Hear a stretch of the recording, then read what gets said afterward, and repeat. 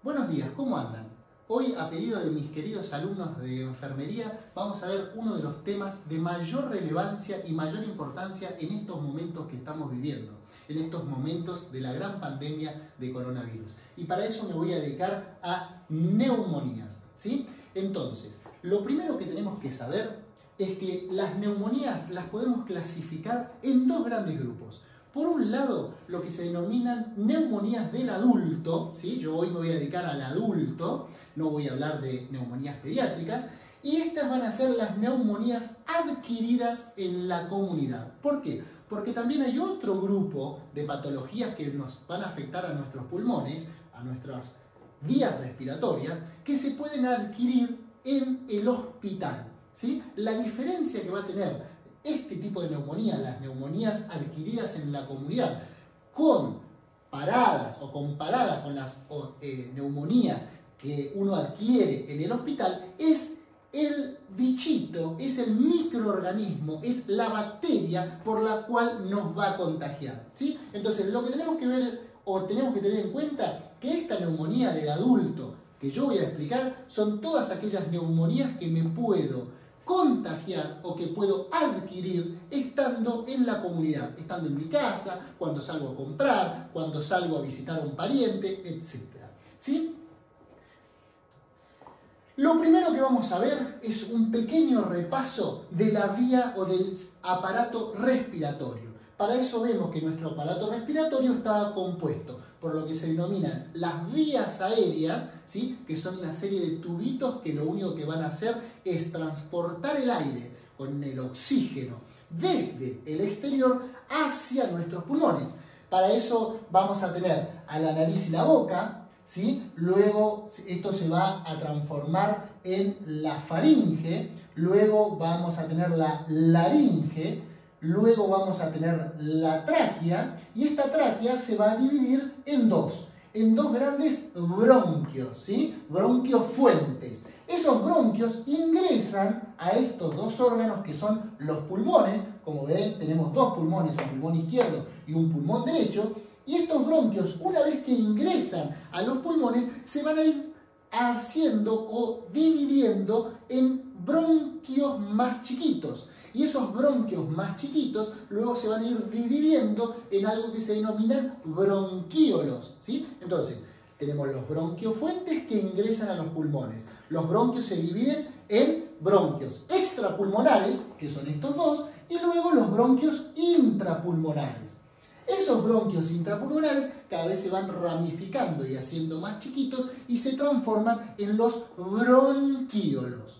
Los bronquíolos, a su vez, se van a ramificar y van a formar como si fuesen unas bolsitas que se denominan alvéolos. ¿Bien? Esto es a modo de repaso porque sé que ustedes lo manejan muy bien, pero sepamos que cuando nosotros hablamos de los pulmones como órgano, y uno me dice, ¿y por qué está compuesto un pulmón? Bueno, un pulmón está compuesto por bronquios, por bronquíolos y por alvéolos. Es en esos alvéolos, en esas bolsitas, si uno hace un dibujito de un alvéolo, acá tenemos al bronquio, bien, este sería el bronquio, y se abre en esta bolsita que es un alvéolo. En realidad no hay un único alvéolo en la punta de cada bronquíolo, sino que hay muchos.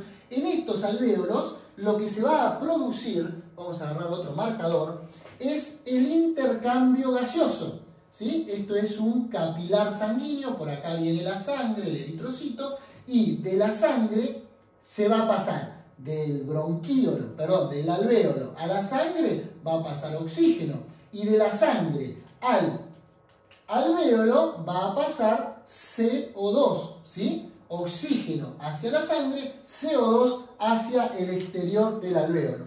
¿Por qué es tan importante el alvéolo y que esta pared del alvéolo esté en buenas condiciones?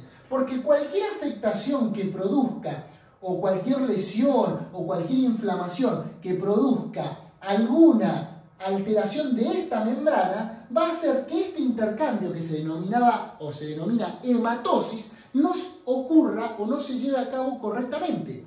Entonces, toda afectación de los alvéolos me produce una falla en la hematosis, me produce una falla en el intercambio gaseoso. Por lo tanto, mi sangre, la sangre que empiece a recorrer nuestro cuerpo, va a tener menores niveles de oxígeno y va a tener mayores niveles de dióxido de carbono, porque nuestra sangre no va a poder eliminar fácil el dióxido de carbono y no se va a poder cargar fácil de oxígeno.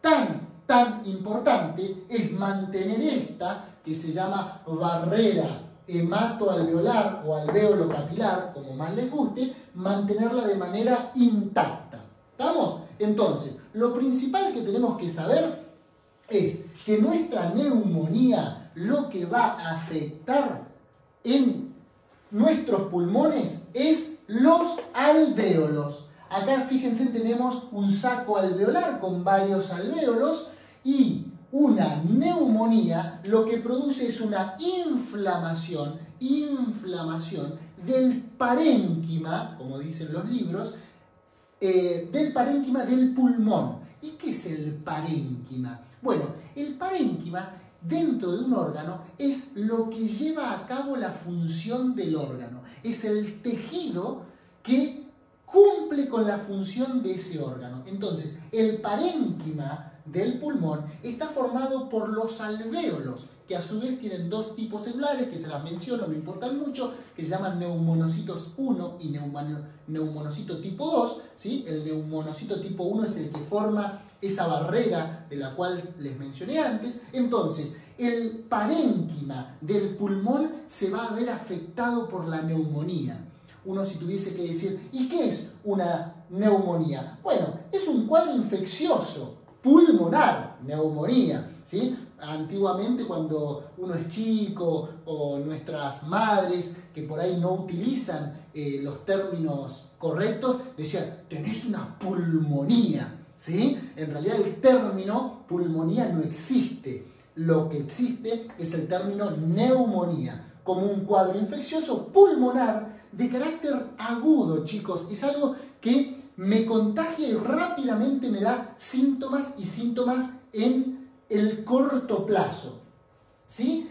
Que es adquirido fuera de un establecimiento hospitalario, porque yo a lo que me voy a dedicar hoy son a las neumonías extrahospitalarias o adquiridas en la comunidad, ¿sí? Y que representa un proceso incubado en el medio o en el ambiente comunitario. Entonces, es una patología que se adquiere fuera del hospital, que me afecta los pulmones y sobre todo me va a afectar los alvéolos. O sea, me afecta justo lo que cumple la función del pulmón. Por eso las neumonías son pero tan graves si se complican. Ahora bien, como yo les decía, las neumonías, que es una inflamación del parénquima pulmonar, están causadas principalmente por microorganismos. Hay otro tipo de neumonías o inflamaciones de los pulmones que tienen otros nombres, pero las neumonías, o cuando se habla de neumonías, hablamos de que son producidas por microorganismos. Y hay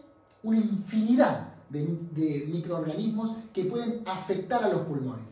Los principales son las bacterias, ¿sí? Las bacterias son los principales microorganismos que producen neumonías.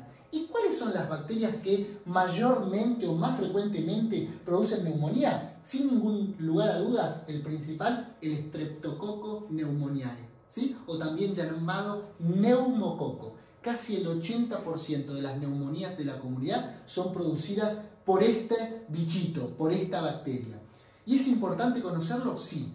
¿Saben por qué es importante? Porque gracias a Dios, para esta bacteria tenemos una vacuna, ¿sí? Entonces, muy importante que para el principal agente causal de la neumonía ya existe una vacuna que nos protege. ¿Y hay otras bacterias que nos pueden dar neumonía? Sí. Tenemos al Staphylococcus aureus, tenemos al Mycoplasma, tenemos a la Klebsiella, tenemos a Clamidia, ¿sí? Hay un montón de bacterias que nos pueden dar estas enfermedades de neumonía. Recuerden, y vuelvo a repetir, estos bichitos, estos microorganismos son de la comunidad, porque en el ámbito hospitalario hay otro tipo distinto de bacterias que nos van a dar neumonías.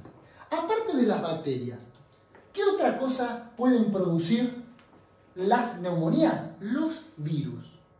Más frecuentemente el Haemophilus influenza, A y B, ¿sí? El virus de la gripe nos puede dar neumonía. Los adenovirus que nos dan rinitis a veces, ¿sí? O inflamación de las vías respiratorias altas, pero también nos pueden dar neumonías. Y también nuestro famoso coronavirus, ¿sí? Hay un montón de coronavirus, en este caso es el COVID-19, que nos pueden dar neumonía. ¿Por qué también es importante conocerlo? Porque para este virus, sobre todo el coronavirus, todavía no hay una vacuna que nos defienda. Por eso es tan, pero tan importante conocer y poder diagnosticar a las neumonías. También los hongos, ¿sí? Hay hongos que también nos pueden dar estos cuadros de neumonía. Pero recuerden, lo más frecuente, bacterias. En este momento de pandemia mundial, el más frecuente, lejos, es el coronavirus, ¿sí? Sigamos entonces avanzando. ¿Cuáles son los factores de riesgo? O sea, ¿qué es un factor de riesgo? Un factor de riesgo es aquella persona que realiza alguna actividad o que tiene alguna enfermedad de base y que le va a producir en ella que si se contagia una neumonía, va a ser una neumonía más riesgosa. O si no tiene ninguno de estos factores de riesgo, es menos probable que se contagie una neumonía, ¿sí? Entonces, los factores de riesgo no significa que, por ejemplo, la edad avanzada, los mayores de 65 años, tienen neumonías más severas. Está bien, pero hay mayores de 65 años que no van a tener neumonía severa. Estos son factores de riesgo, algo que pueden hacer que la cosa se complique, pero no es que si tengo estos factores seguro que voy a estar complicado, ¿sí? Es más posible, no es seguro. Entonces, factores de riesgo para la neumonía, obviamente, la edad avanzada, el tabaquismo, el que ha fumado mucho tiempo va a tener sus pulmones debilitados, va a tener sus pulmones ya dañados, entonces una neumonía va a ser, primero, más frecuente y segundo, más grave.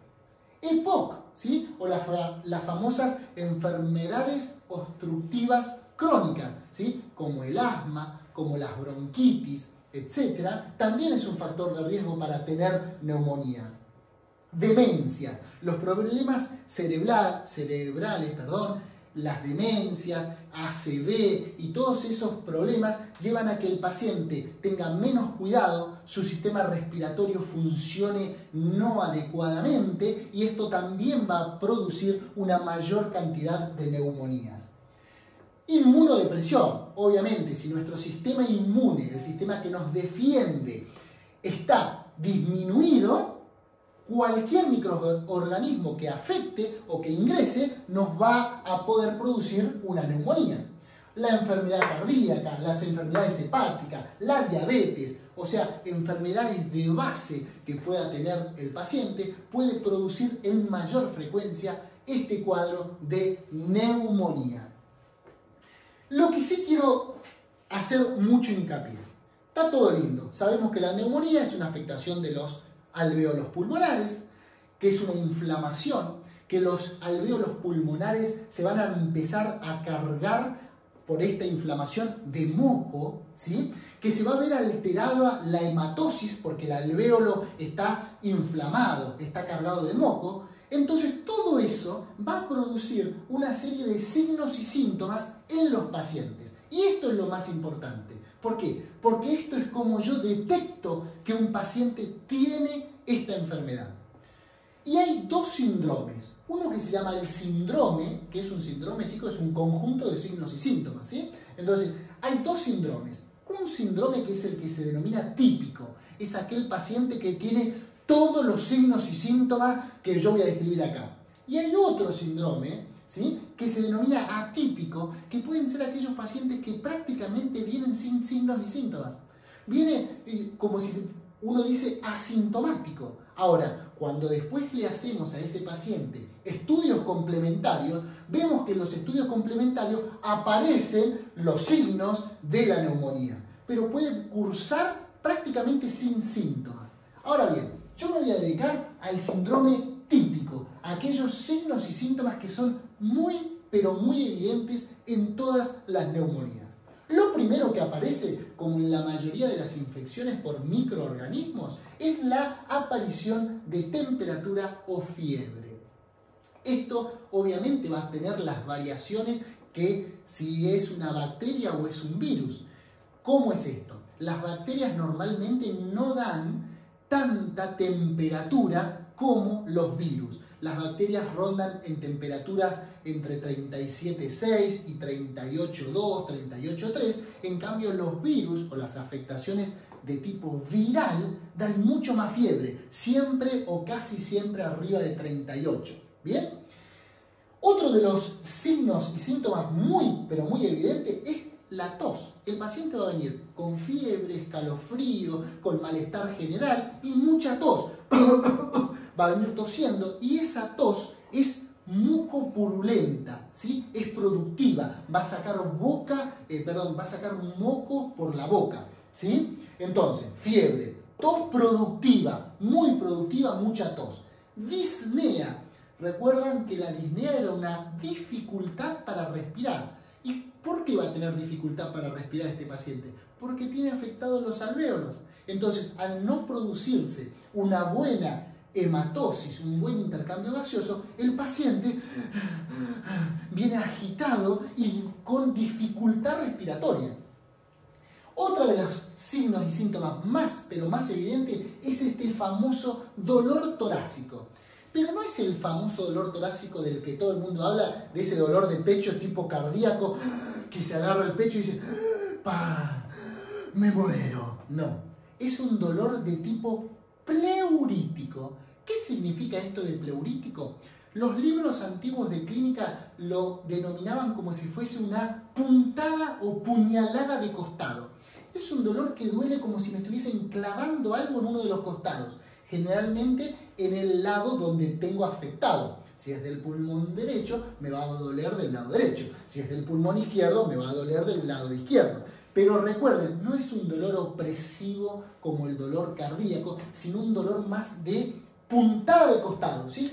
Entonces el paciente viene con este gesto, todo transpirado, escalofrío, con fiebre, tosiendo y agarrándose el costado. Paciente típico, ¿sí? Típico, con los signos y síntomas de una neumonía.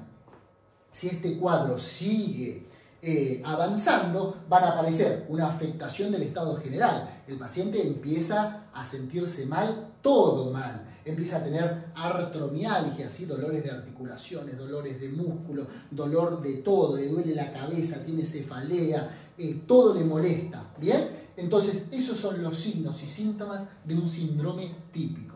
Recuerden, el síndrome atípico, el paciente no presenta todos estos síntomas. Puede tener un poquito de disnea, un poquito de tos, capaz que no tiene tanto dolor de costado, un poquito de fiebre, ¿sí? Ahora, cuando yo a ese paciente, por ejemplo, le hago una placa radiográfica, aparece una gran mancha en uno de los pulmones. ¿Por qué? Porque el síndrome atípico generalmente se dice que tiene una disociación entre la placa radiográfica y los síntomas. Tiene mucho en la placa radiográfica y pocos síntomas. En cambio, el síndrome típico tiene mucho de signos y síntomas y no tanto por ahí de la placa radiográfica, ¿sí? Esto como generalidad. Sigamos entonces avanzando. Una vez que viene ese paciente con todos estos signos y síntomas, ¿yo qué voy a hacer? Bueno, tengo que hacer el diagnóstico, tengo que ver que realmente tenga una neumonía y no tenga alguna otra patología. Para eso, siempre lo primero que hago es la exploración física. Le voy a hacer una buena anamnesis. Fíjense la importancia que tenía la anamnesis, o sea, el diálogo con el paciente en estos momentos de coronavirus. ¿Qué era lo principal que le preguntaban hace 15 o 20 días atrás? ¿Usted viajó a algún lugar donde el coronavirus era muy frecuente? Si decía que sí, eso ya prácticamente lo hacía al paciente como que iba a tener una neumonía, ¿sí? O como que iba a estar infectado por coronavirus. Entonces, fíjense en cómo el hecho de la anamnesis era de vital importancia. Actualmente, cuando tenemos circulación interna del coronavirus, no es tan importante si viajó o no viajó, si tuvo contacto con alguien que viajó. Ahora nos fijamos más que nada en la exploración física.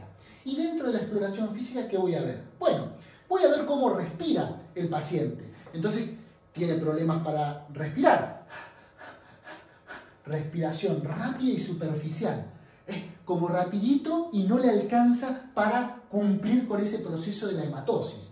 Tiene dificultad respiratoria. De hecho, va a comenzar a utilizar los músculos accesorios de la respiración. No solamente va a usar el diafragma, sino que también va a inflar, ¿sí? No sé si se nota, las aletas de la nariz. Va a empezar a usar el trapecio, va a hacer esto. ¿Sí? Va a usar los músculos intercostales. Todo eso me indica de un paciente que tiene dificultad respiratoria. Me habla de una afectación pulmonar. ¿Y qué voy a hacer? Voy a sacar mi estetoscopio y voy a hacer una auscultación.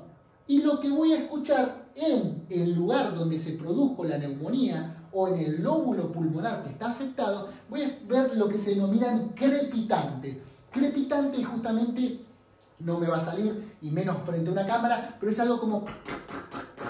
¿sí? Es como burbujitas de moco que se rompen. Esos son los famosos crepitantes.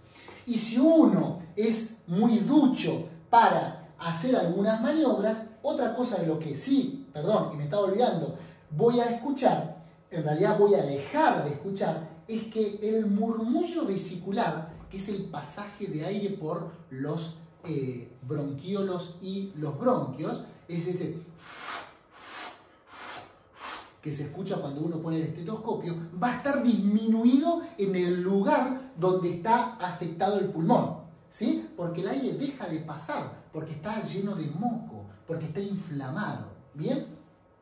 Y lo otro, que les decía que si uno es muy ducho en esto de hacer los exámenes clínicos, lo que puede hacer es la percusión. Cuando uno apoyaba la mano en el pecho del paciente y iba realizando la percusión sin los marcadores, ¿sí? Dejamos los marcadores de lado y seguimos haciendo la percusión. Se decía que la percusión es mate, es como tener una botella llena de agua y uno le hace con el dedo así, se escucha como no hueco, justamente, mate.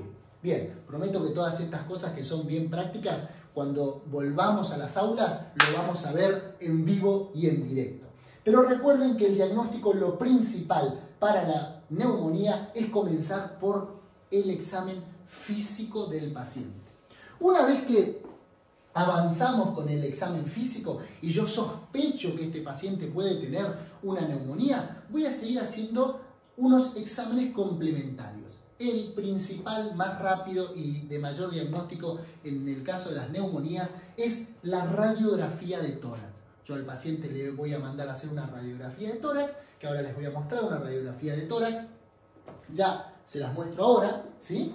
Radiografía de tórax de perfil. Y lo que voy a notar, para que presten atención, es que el pulmón normal, ¿sí? Tiene que verse todo con esta densidad, ¿ven? Con esta densidad bien oscura. Eso significa que está pasando el aire por los pulmones. En cambio, en este paciente, esta es la silueta cardíaca, no se la confundan, esto es la espina, las vértebras, esto es el botón aórtico, pero esto que ven acá, este manchón blanco, ¿sí? Esto, chicos, es la inflamación del lóbulo del pulmón, en este caso del lóbulo derecho o del pulmón derecho, mejor dicho, ¿sí? Acá abajo, bien basal. Esto es una neumonía típica, ¿sí? Este manchón blanco en un pulmón me habla de una afectación del parénquima pulmonar. Me habla en este caso de una neumonía. Volvemos. Entonces, radiografía de tórax es lo principal que voy a hacer, de frente y de perfil, para ver bien dónde está ubicada esa consolidación, como se llama, de la neumonía. También voy a hacer exámenes de laboratorio. ¿Qué voy a pedirle? Un análisis de sangre y voy a ver, por ejemplo, que en ese paciente tiene elevados los glóbulos blancos. Y en el caso de que sea por una bacteria, voy a tener elevados los neutrófilos. En el caso de que sea un virus, voy a tener elevados los linfocitos. ¿Bien? Pero voy a tener los glóbulos blancos aumentados en este examen de laboratorio. Y después voy a seguir con diferentes exámenes, cada vez más específicos y más complejos, como un examen del esputo. El esputo es esa mucosidad que sale de la vía aérea, pero sale por la boca. ¿Bien? Es ese moco que sacamos por la boca. Tenemos el esputo, que lo voy a teñir con la técnica de Gram, porque normalmente lo que yo busco son bacterias. También puedo cultivar, ver si nacen en ese esputo bacterias y ver qué bacterias nacen. Entonces, de esa manera yo voy a poder ajustar mi tratamiento. Si sé que es una bacteria, si sé que es un virus, si sé que es un hongo, yo puedo dirigir mucho mejor mi tratamiento. Y si sé que es una bacteria, puedo ver qué antibiótico le produce o produce la muerte de esa bacteria y ajustar mi antibiótico a esa bacteria determinada. ¿Sí? También, mucho más específico, puedo hacer un hemocultivo. Puedo cultivar la sangre para buscar la bacteria en sangre. Esto es muy específico, pero no nos da tan buenos resultados. ¿Bien? Y después puedo llegar a técnicas mucho más avanzadas como hacer una bronquioscopía, ¿sí? Entrar con un fibrobroncoscopio por la vía aérea para ir a buscar secreciones a los pulmones, pero irlas a buscar derecho al pulmón.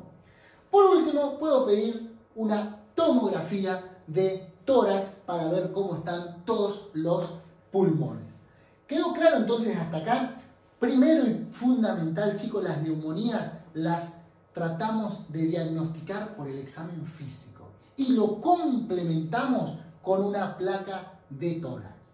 ¿Qué sigue a continuación? Bueno, ya sabemos lo que es una neumonía, volvemos a la placa de tórax, sabemos dónde y qué afecta, sabemos cómo va a venir y cómo se va a presentar el paciente.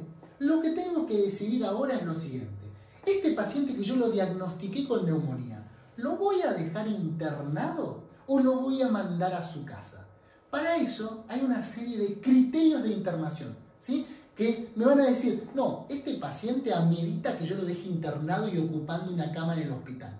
O este paciente no, este paciente puede volver a su casa porque puede hacer el tratamiento ambulatorio. ¿Y cuáles son los criterios de internación? Uno de los principales es la edad. Se dice que aquellos pacientes mayores de 65 años van a correr más riesgo de que la neumonía se agrave. Por eso, uno de los criterios de internación, no en todos los casos, vuelvo a repetir, pero si tiene más de 65 años, lo vamos a dejar internado. Después, algo muy importante, si ese paciente, por más que tenga más o menos de 65 años, es incapaz de cuidarse por sí mismo, por ejemplo, no tiene la capacidad ni mental ni física de acceder a medicación, ¿sí? Voy a tener que dejarlo internado, obviamente, para recibir el tratamiento por parte del personal de salud. Si tiene síntomas graves, por ejemplo, la saturación de oxígeno es menor al 90%, eso significa que su hematosis, que su intercambio gaseoso no está funcionando de ninguna manera, es un paciente que voy a tener que dejar internado, por más que tenga 20 años, ¿sí? Si la afectación general del paciente es grave, severa, también lo voy a dejar internado, por más que tenga 20, 10, 15 o 30 años.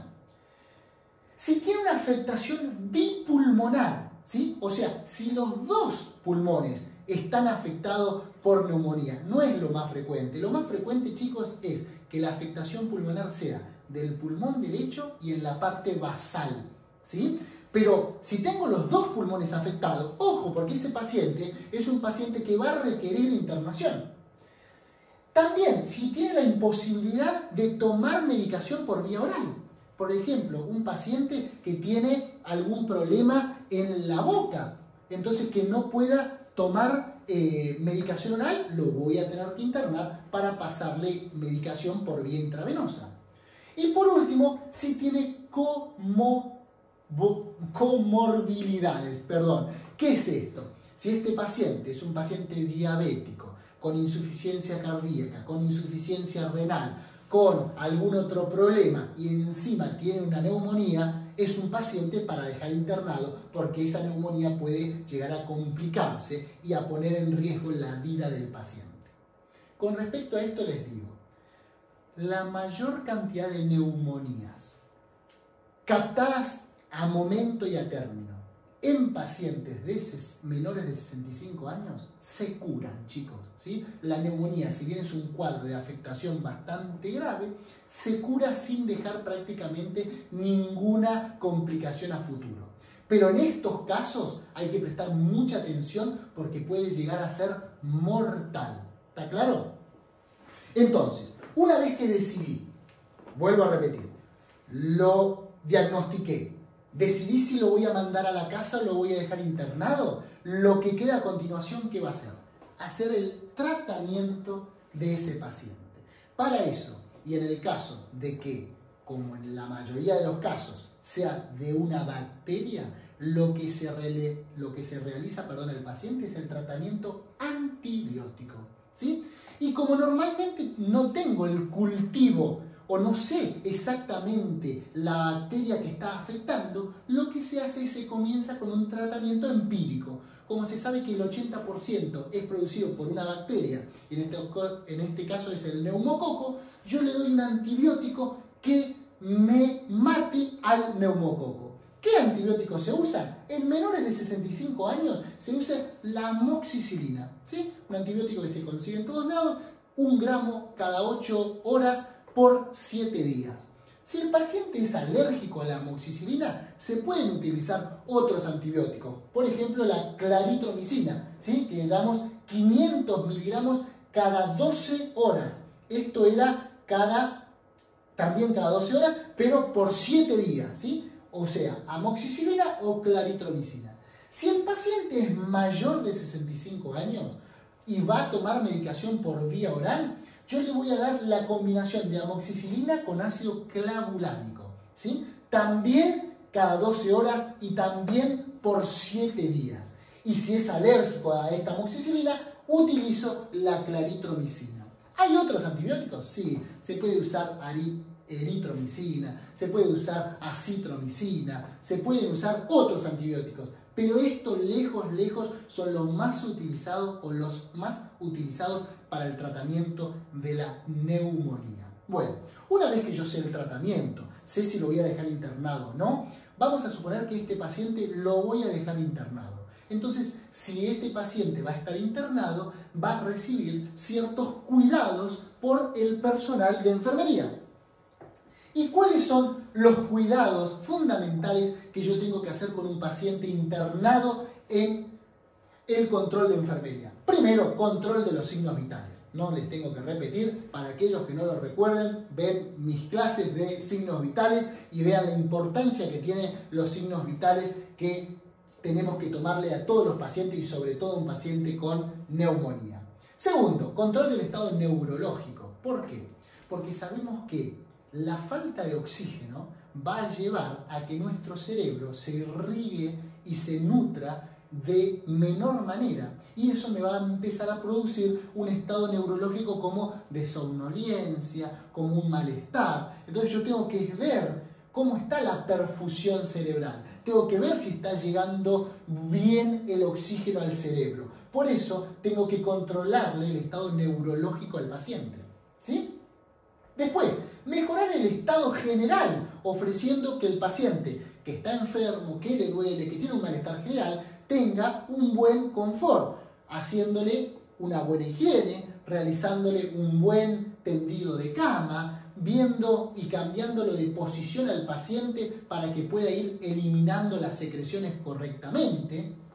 Administrar los fármacos prescriptos, o sea, cumplir sin faltantes y de manera tajante la administración de fármacos. No es que en este caso el fármaco, bueno, si se lo di una hora antes, una hora después va a ser lo mismo. No, si la prescripción es cada 8 horas, lo doy cada 8 horas, si es cada 12, lo doy cada 12, y que el fármaco, como siempre decimos, fármaco correcto, paciente correcto, dosis correcta, ¿sí? Repasemos algunas cosas. Realización de gasometrías analíticas. Bueno, esto a veces, en realidad, las gasometrías las realiza el médico, ¿sí? Pero Bueno, lo ponemos porque es un cuidado o puedo llegar a acompañar al médico en la toma de eso. Prevenir la posibilidad de sobreinfección. Ambiente limpio, buena higiene, no permitir que el paciente sea visitado y tocado por muchas personas. Yo como personal de salud, tener los guantes, usar el barbijo, estar atento a todo lo que es la bioseguridad de ese paciente. Oxigenoterapia. Hay pacientes que van a requerir la oxigenoterapia, entonces cuando tiene prescripto por el médico oxigenoterapia, realizarla correctamente y favorecer un ambiente húmedo. Ese paciente se le va a secar la mucosidad y el ambiente húmedo lo que produce es la remoción más fácil de las secreciones. Para eso, propiciar la higiene oral. Fisioterapia respiratoria, ayudarlo al paciente a respirar correctamente, a hacer lo que respire, no que se quede con esa respiración superficial, sino, a ver, vamos, respiremos, inhalemos, tratemos de llenar bien los pulmones, todas estas cosas y perder un poquito de tiempo, como siempre digo, estando con el paciente, acompañándolo, tratando de realizar cambios en los drenajes para que pueda eliminar todas esas secreciones correctamente, vigilar el estado nutricional, no dejarnos que este paciente empiece a decaer en otros ámbitos que no sean solo lo pulmonar, controlar la ansiedad por la disnea. El paciente que no puede respirar, chicos, es un paciente que piensa que se va a morir, entonces hay que controlarlo, hay que tranquilizarlo, hay que estarle encima, nunca abandonen al paciente, no lo dejen solo, préstenle atención. Yo siempre digo que tienen que ser como esos buenos mozos de restaurante, ¿sí? ¿Vieron el buen mozo que está siempre mirando a las mesas y a ver quién dice acá, quién necesita algo, está atento? Eso también tiene que ser un buen enfermero. El buen enfermero, el buen personal de la salud tiene que estar atento a la sala, no meterse de espalda a mirar historias clínicas y dejar la sala sin ver. No, tiene que estar atento a ver qué es lo que pasa, porque ojo, y más en esta época, estas neumonías, chicos, sobre todo por coronavirus, se hacen o se agravan con gran rapidez y el paciente, capaz que en 2, 3 o 4 horas, pasa de un estado prácticamente normal a un estado de gravedad. Y sepan que la afectación en 2 o 3 minutos de la hematosis empieza rápidamente a tener falla cerebral, ¿sí? Si no, prueben lo que es no respirar por 2 o 3 minutos y después me cuentan. ¿Está claro?